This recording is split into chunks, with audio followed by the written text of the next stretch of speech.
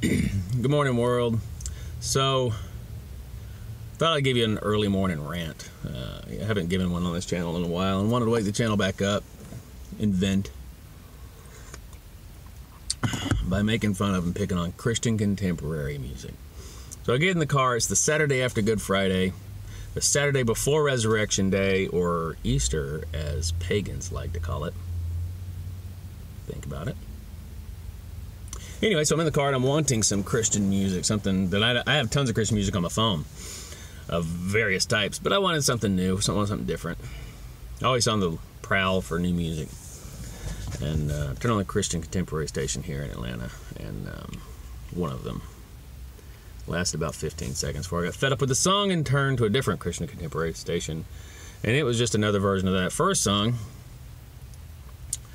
Turned that off, and there's an oldies hip-hop station. I actually turned to that. That was pretty good. Christian contemporary music, I absolutely cannot stand it. It is horrendous. Why is it that a guy who talks like I do sings like this? It's every reason the world makes fun of Nickelback. It's like every Christian contemporary male singer is trying to be Nickelback. It's horrible. And the lyrics are vapid. They're nonsense. If you took the word Jesus out of most Christian contemporary songs and replace them with baby, honey, sugar, dimple butt, whatever your term of endearment is, if you replace Jesus with one of those, it goes from being a Christian contemporary song to a rather lame love song that wouldn't get radio play on any other station. Horrible. Oh, baby, I love you like the desert loves the rain. Oh, Jesus, I love you so much they think I'm insane. Something random about the storm in my life. Something random. Come on.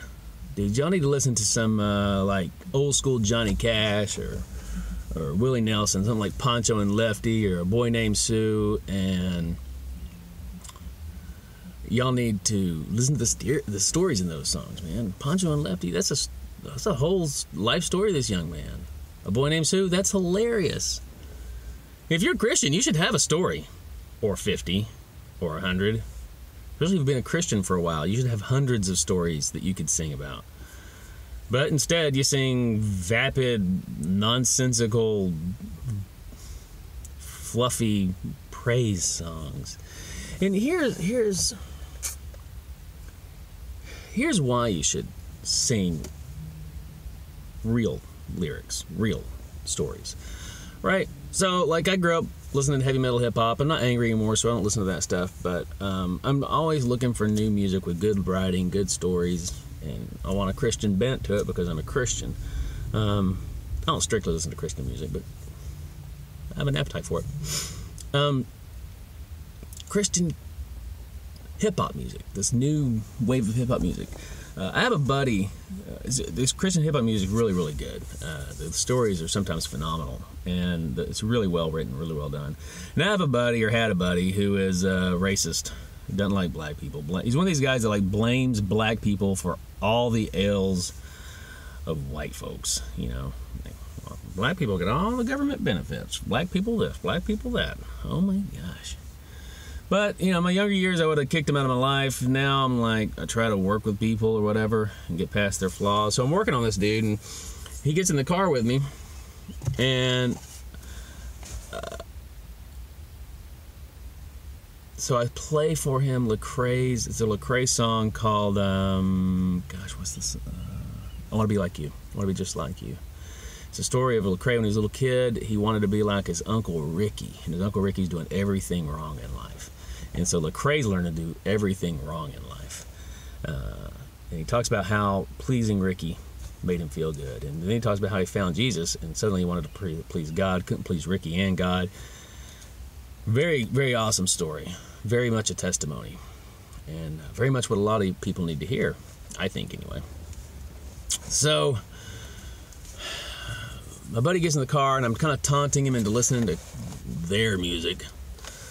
I don't get the black and white problem thing. But anyway, so he's listening to this song, and lo and behold, he, like 3/4 way through the song, he's got a tear in his eye.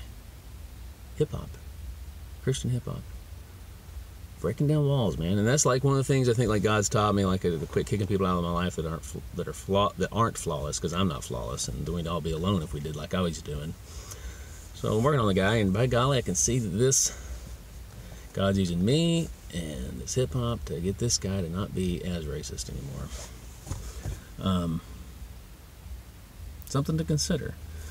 You know, you don't get that out of you love me through the storm.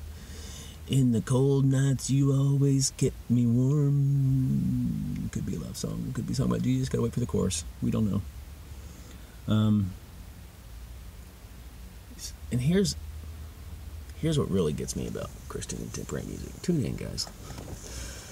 The truth, I suspect that the truth of the matter is, the songs that are being written are largely designed to be sung by megachurches, praise teams on Sunday mornings. So all those thousands and thousands and thousands and thousands of Christians will buy your album, and you will make money.